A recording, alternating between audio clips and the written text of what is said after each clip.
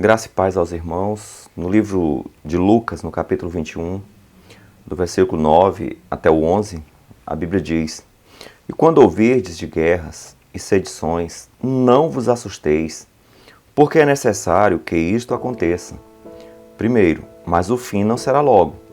Então lhes disse: Levantar-se-á nação contra nação, e reino contra reino, e haverá em vários lugares grandes terremotos, e fomes e pestilências. Haverá também coisas espantosas e grandes sinais no céu. A Bíblia apresenta uma espécie de caos social. Cristo relata eventos catastróficos, espantosos no mundo social antes da volta de Jesus. Conflitos, guerras. É um mundo marcado por guerras, por catástrofes, fome. Este é o quadro que Jesus apresentou, que daria lugar antes que algo terrível acontecesse no mundo. Como ele diz, mas ainda não é o fim. E em Mateus 24 fala que seria apenas princípio de dores. Então, nesse caso, coisas piores, coisas de dimensão mais grave iria acontecer.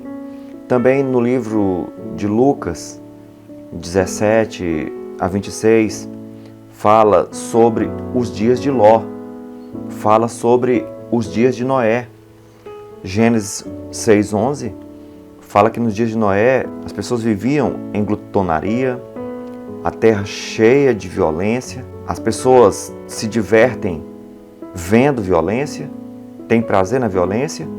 E nos dias de Ló, Gênesis 19:5, fala ali da imoralidade sexual, principalmente da expansão do homossexualismo. Na época de Ló, era comum esse tipo de situação, o que nós observamos também que está de forma exageradamente elevada em nossos dias. Você observa que esse caos moral que tem ocorrido, ele tem sido promovido pela Big Techs,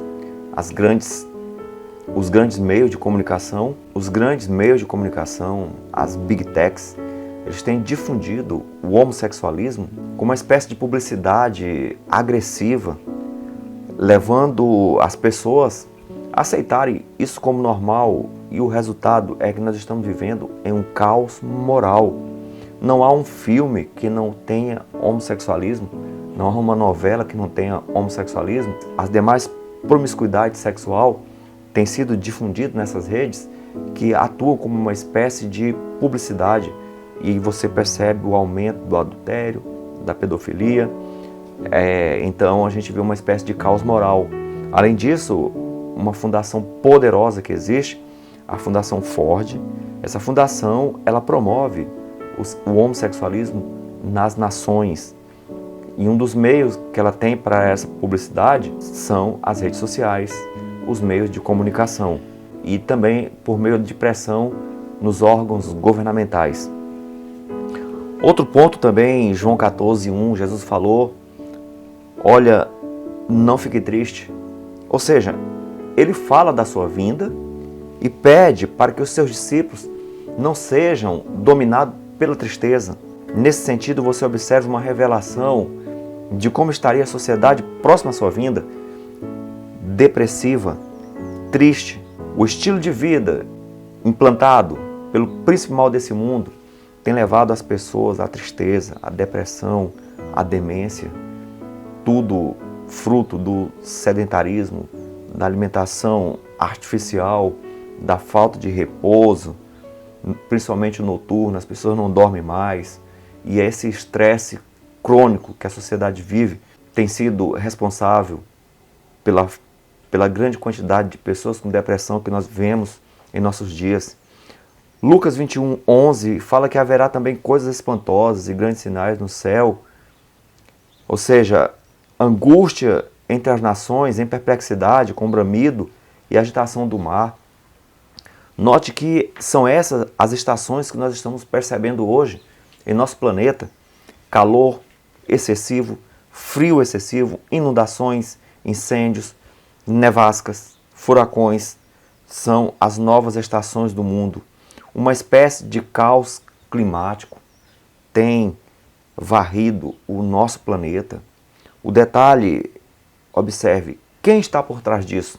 Um grupo de cientistas que representa os grandes globalistas, os grandes poderosos, eles atribuem isso à ação humana, que o homem está sendo o responsável por mudar, por alterar o clima do planeta.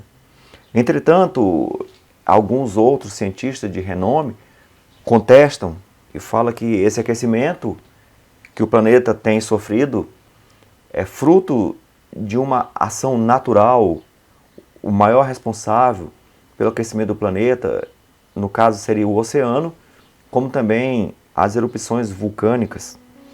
Entretanto, nós temos aí algumas explicações. A princípio, a Bíblia diz, no livro de Jó, no capítulo 1, 16, 19, ali mostra Satanás lançando relâmpago sobre os rebanhos de Jó, e da outra forma vem um vendaval, e esse vendaval destrói ali os servos de Jó. Note que Satanás, ele tem poder para causar desastres climáticos. Não tenho dúvida de que ele está por trás disso, porque o que tem a ver terremoto com aquecimento global? Além disso, nós estamos diante de países superpoderosos que detêm o conhecimento altamente tecnológico. E você observa que na década de 70, na Guerra do Vietnã, os Estados Unidos fez inundar os campos agrícolas do Vietnã, uma forma de combater aquele país, usou ali o clima. Vocês podem pesquisar aí sobre a Operação Popeye e você vai entender que naquela época o clima foi manipulado e chuvas pesadas alagaram o Vietnã. Se naquela época já tinha mecanismo para isso, imagina no ano 2023 o que essas pessoas podem fazer com o clima, levando em conta que por trás disso há uma agenda global. Várias coisas estão sendo modificadas no planeta em favor dessa agenda, que se chama Agenda Climática.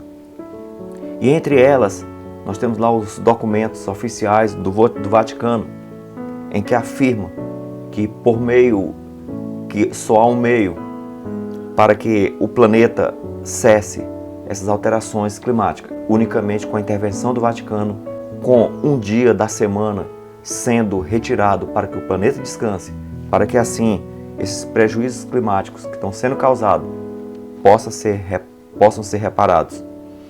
Outro ponto no livro de Lucas 21:11 fala que haverá terremotos, fomes e epidemias. Recentemente nós tivemos aí uma trágica epidemia, uma trágica pandemia. Nós vimos aí as cenas mais tristes que até agora a nossa geração teve a tristeza de ver pessoas sendo enterradas aos montes, em valas.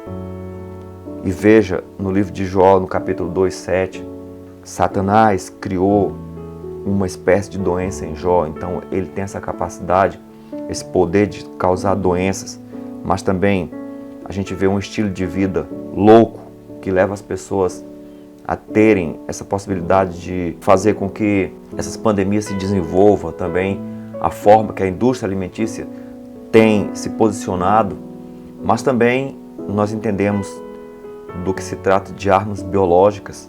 As pessoas estão tentando fazer algo para que a humanidade esteja sempre em caos, sempre em pânico, sempre com temor.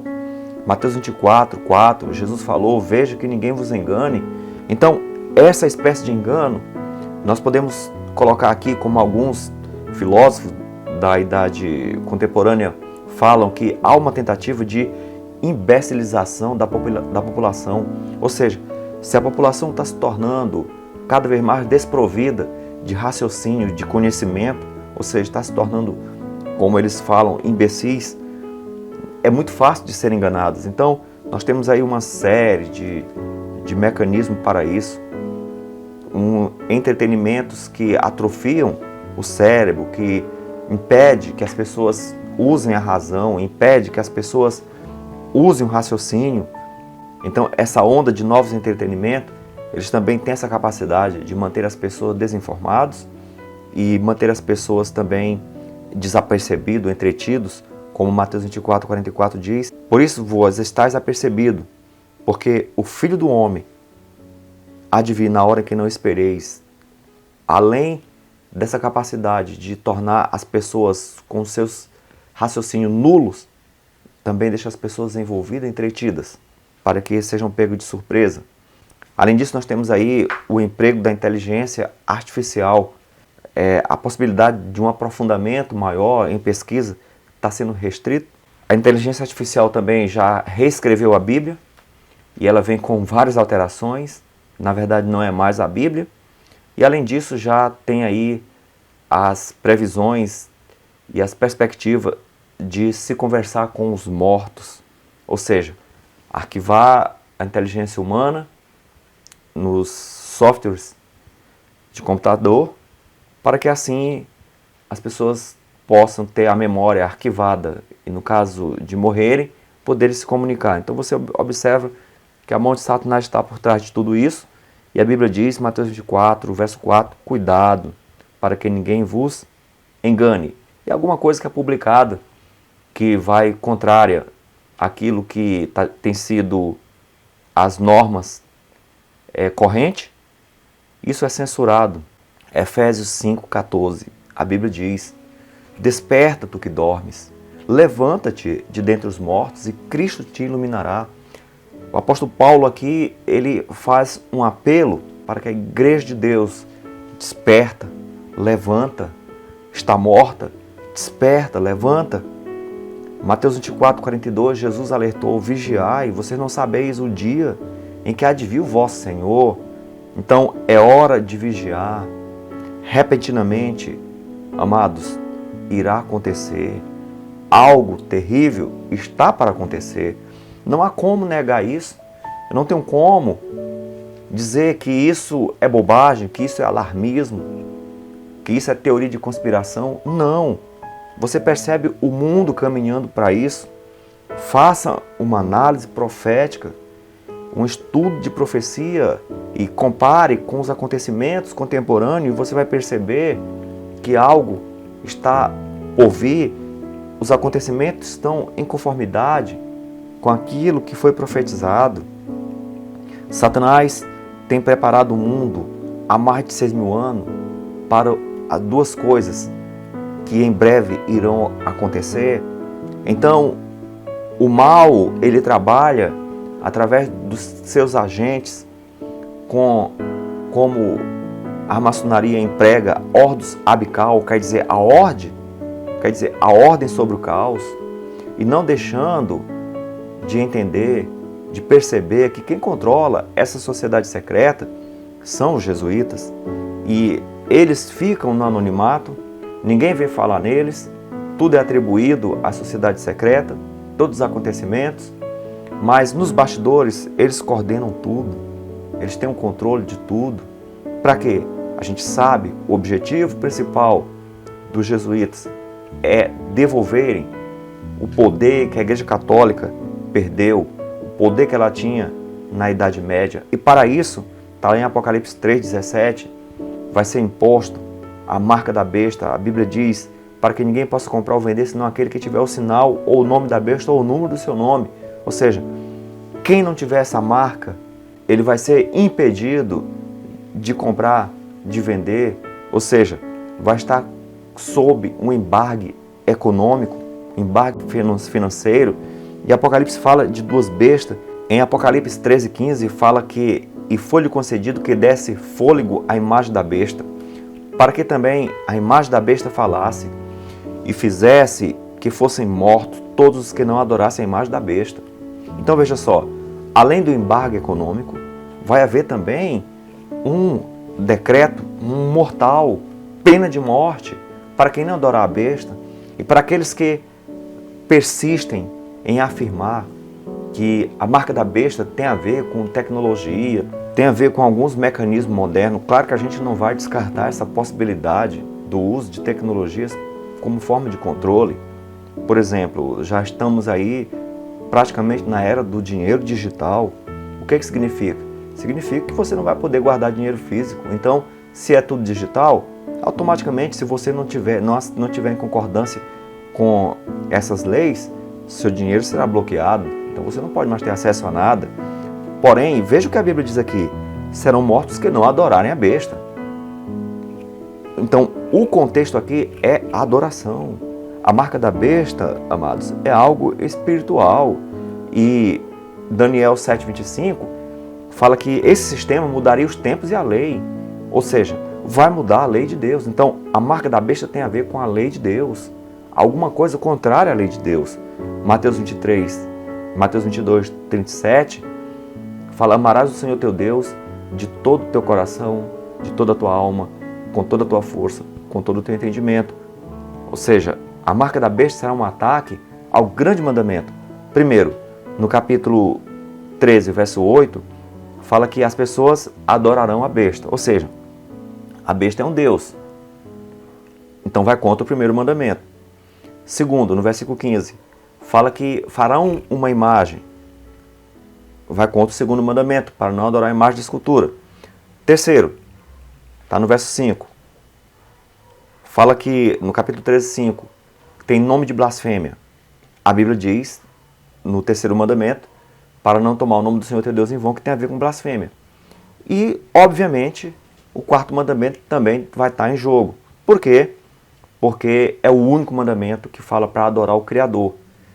Então, nesse caso, a marca da besta não se reduzirá a uma questão social, a uma questão tecnológica apenas, mas é algo profundamente espiritual, pois é algo que vai contra a lei de Deus.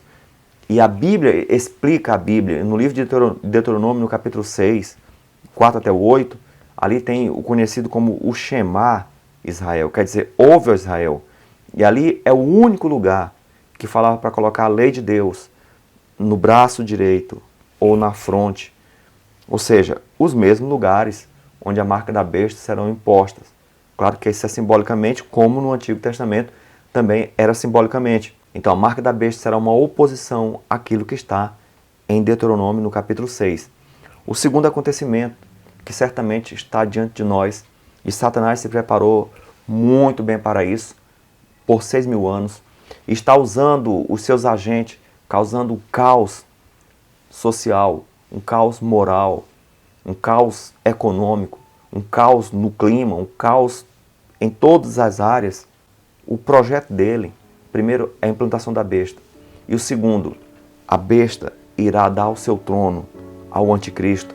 2 Tessalonicenses 2, o verso 3 diz: ninguém vos engane, de maneira alguma, porque não vai ser assim, sem que antes venha a apostasia, e se manifeste o homem do pecado, o filho da perdição.